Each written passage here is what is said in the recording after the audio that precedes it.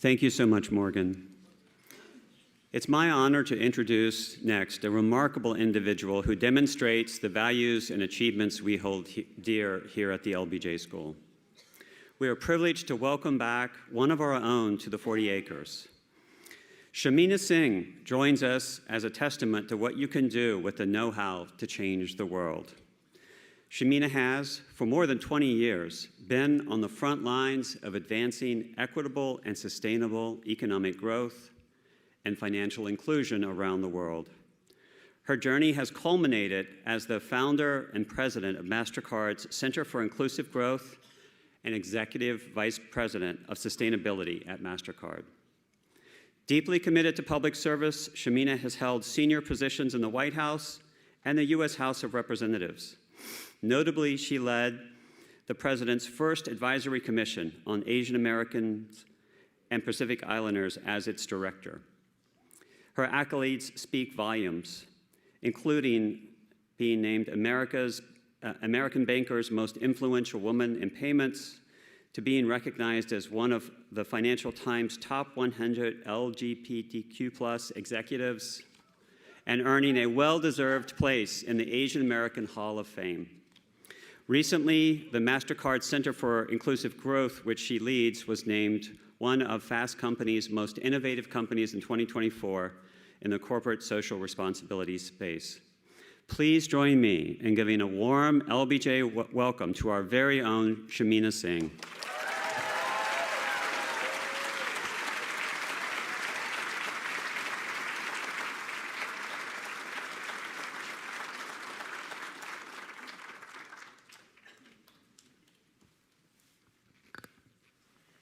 Oh, hi, everybody.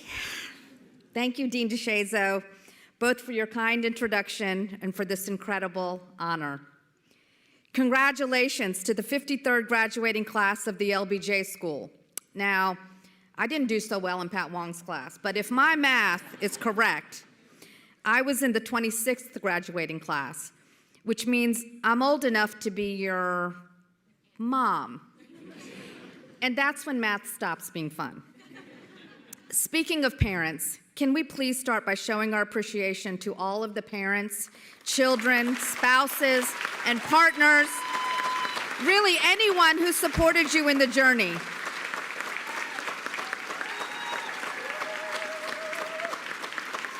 It took a village to help you to the finish line. Keep growing those villages. They ground you, they inspire you, and they push you. As you've learned during your years at LBJ, success in life is not measured in grades, diplomas, or awards. It's the impact we have on each other. And that starts in the village that grows and goes with us. My journey to this podium was an improbable one. But lucky for me, I had a powerful village, then and now, that guided me in and got me through. Some of those same villagers are here with me today, including the ride or die friends I made here at LBJ, like Kristen Vasallo, Ellen Richards, and Bergen Casey. When this is over, we are heading back to the Crown and Anchor. That's our village watering hole and where we get our best work done. My path wasn't clear or straightforward, but it was always interesting. So today, I'd like to share 3 lessons I learned along the way that I hope you'll find valuable as each of you set out on your own journey. And as I said, the first lesson is to build your village by surrounding yourself with the right people, those that ground you, inspire, and push you. And that sometimes means leaving your comfort zone. My parents came to this country from a village in the North Indian state of Punjab. And when they settled in Virginia, my parents learned early on that as immigrants, they needed to stop thinking of America as a destination or a dream. They needed to claim it as their own, as their home. My father taught at a local college. My mom started a business. They registered to vote, joined the PTA, and started community organizations. My childhood home became known as the global village because anyone from anywhere, regardless of background, could sit and eat at my mother's table to find common purpose, to engage in civil discourse, and to be in community with one another. But then, when I was 10 years old, that sense of community was shaken. The Iran hostage crisis dominated the news for 444 days. And during that moment of national tragedy, I remember being in a shopping mall with my father and my grandfather. When all I wanted to do as a young person was fit in and hang out at the mall, we were singled out, harassed, and told to go back to where we came from, simply because of the turbans they wore as men of the Sikh faith. That incident motivated us to act. We reached out to our family and friends, our village. They stood with us, and we started an awareness effort that expanded to deeper and wider community involvement over many years, including the formation of the first Human Rights Council in the state of Virginia. Because we had surrounded ourselves with the right people, we were able to transform that moment of fear and pain into a resolve to make this country, our home, better and stronger. And 20 years later, I thought about that day at the mall and all that came after it, when my father witnessed the President of the United States appoint me as the executive director of the first White House office dedicated to serving millions of American immigrants, refugees, and Native peoples from the Asia and Pacific. Let me give you one more closer example, let me give you one more example, a little closer to home, about why building your village matters so much. And this is where I think we should get the applause. In 1993, I came to Texas with two goals: to learn from the great Barbara Jordan and work for the powerful Ann Richards. These two iconic Texas women had inspired me all the way in Virginia. While volunteering for Governor Richards' re-election campaign, I applied to the LBJ School, and I was rejected. After we lost the election, I applied again, and I was rejected a second time. I told you my journey to this podium was an improbable one. I thought that was the end of my dream. But fortunately, I had met Ellen Richards during the campaign, and we'd become good friends. She was in her first year at LBJ, and if you know Ellen, she was not willing to accept my rejection letter so easily. She marched down to the admissions office and asked to understand where my application had fallen short. It turned out there was an administrative error, and once corrected, I was admitted to the class of 1997. Now you can applaud.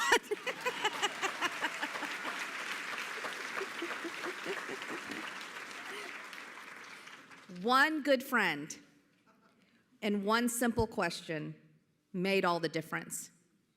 Surround yourself with the right people.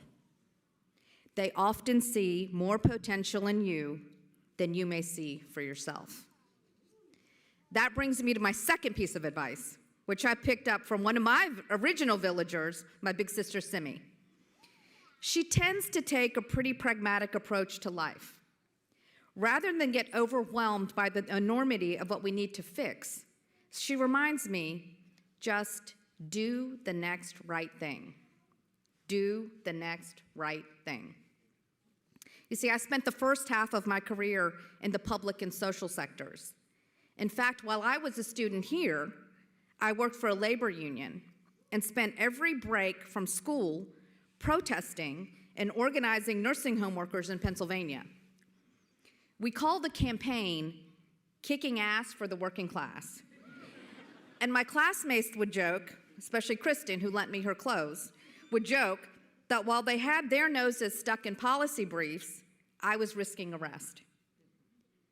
But when my work in the public sector hit a plateau, I had a pivotal conversation with Governor Richards, who continued to be an influential mentor and inspiration to me. She encouraged me to move to the private sector, to learn how money moves, and to harness economic power to ultimately make better policy for the people I was trying to serve. Shifting to the private sector was hard. We had always been presented with the false binary that you can either do good in the world or you can do well for yourself. Going corporate can be seen as selling out. But you know what? Sector is an artificial construct. Lasting change happens when we figure out how to work across sectors to leverage the best of each sector in service of the most people. And let me share an example. One of the people who invested in me, trusted me, and challenged me was my former boss, Ajay Banga. He is now president of the World Bank. But before that, he was the CEO of Mastercard during a defining decade in the company's history. And he had a vision for doing well by doing good, a recognition that financial success for the company depends on the well-being of society. Ajay and I started the Mastercard Center for Inclusive Growth 10 years ago with the simple belief that we need to build an economy that works for everyone, everywhere. It needs to be equitable, it needs to be sustainable, and as the economy grows, everyone should benefit. Back in 2014, neither of us had a roadmap of how to get to a truly inclusive economy. But Ajay said to me, I know how to make money for the company. I brought you here to make a difference. We built that roadmap, one step at a time, by doing the next right thing. Things that ended up unlocking capital for 50 million small business owners, 25 million of which are women. Skilling 1 million university students to use data for good, and partnering with policymakers to create a national financial inclusion strategy for the United States. By doing the next right thing, we're getting close to our goal of bringing 1 billion people into the digital economy. And by the way, we've reshaped corporate social impact along the way. Financial inclusion is part of the business strategy. It's unleashing the power of workers and entrepreneurs around the world. You see, companies and institutions change by bringing in people like us. So no matter where you go, retain the LBJ experience, look for the LBJ alum, and reimagine the possibilities. Today, I often adapt a familiar African proverb. If you want to go wide, go with government, because they have the reach. If you want to go deep, go with NGOs and academia, because they have the knowledge. If you want to go fast, go with the private sector, because they have the ability to scale quickly. But if you want to go far, you must bring them all together. We face big challenges in this moment. You know this better than most. Working across sectors, partisan divides, borders and boundaries, we will get through them. And I know that the only way it gets better is if we all work to make it better. My wife Ashley and I have been married for 17 years and benefit from hard-won rights and responsibilities that began with people who marched and advocated and litigated for our rights. The struggle for LGBTQ+ equality and same-sex marriage was all about people who surrounded themselves with the right people, did the next right thing, and then the thing after that. And it just keeps going. You see, great progress doesn't happen in one moment. It happens when many moments come together. That's how you create a movement. It's why I ask you to keep growing your villages and expanding your networks. Finally, I want to encourage you in your careers and in your lives to choose hope. Choose optimism. That's my final piece of advice. Lead with the positive, because that's the best way to bring others along. That's how you bring people together. In every job I've had, in every team I've been a part of, I've asked the same things of my colleagues. Actively listen with empathy, right, Morgan? Meet each other with decency, and work with a sense of urgency. Be solution-oriented. This is an election year, and you may be feeling anxious about what that means for the country or for your careers.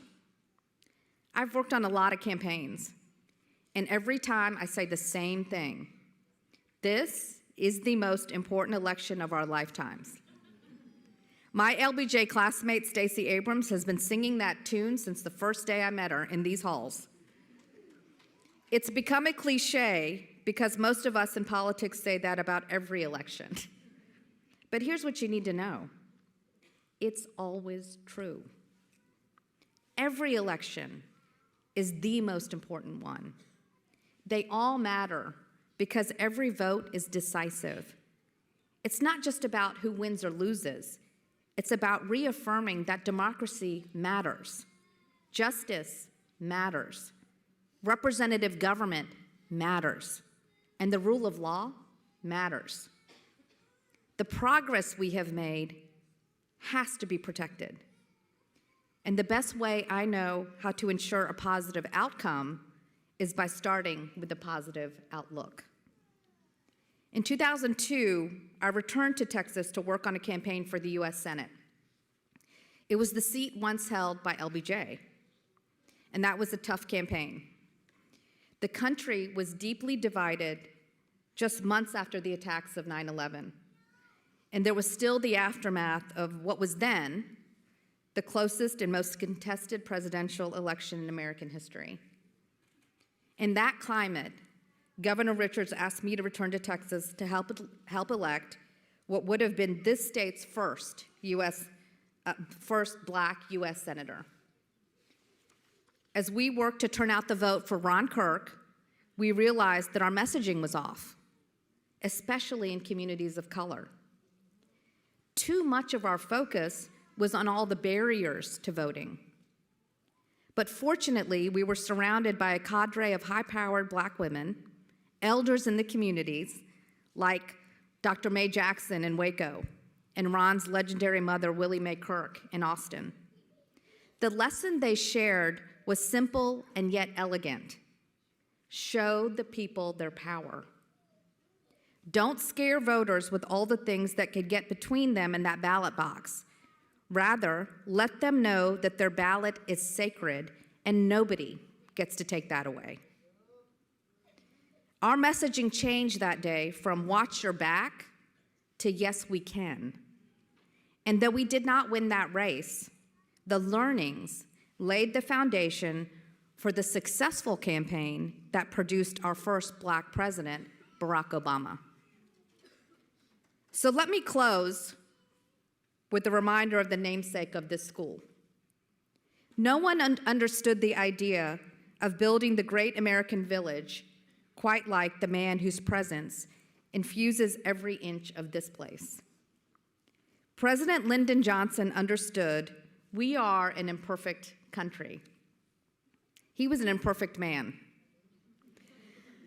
But like America, he was always striving to change, to evolve, to learn, and to grow.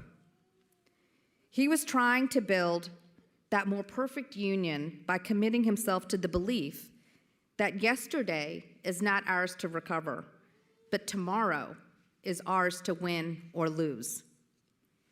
He wasn't guaranteeing success. President Johnson was too much of a realist to do that. Instead, he was asking us to bet on ourselves, to bet on justice, and the idea that democracy is worth preserving. It's up to us. It's up to you.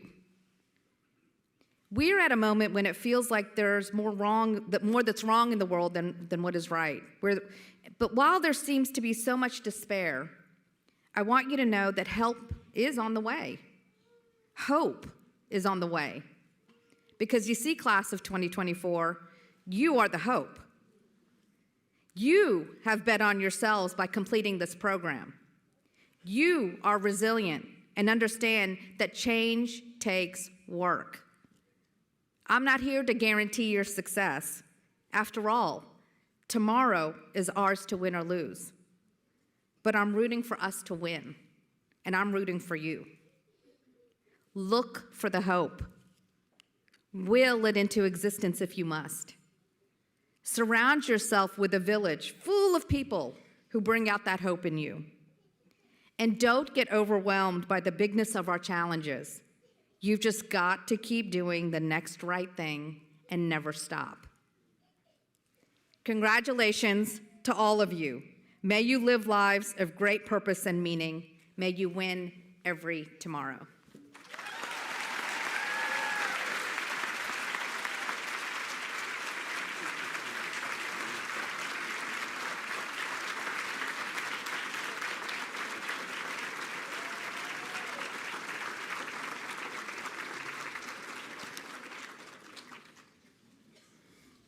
Let's see here.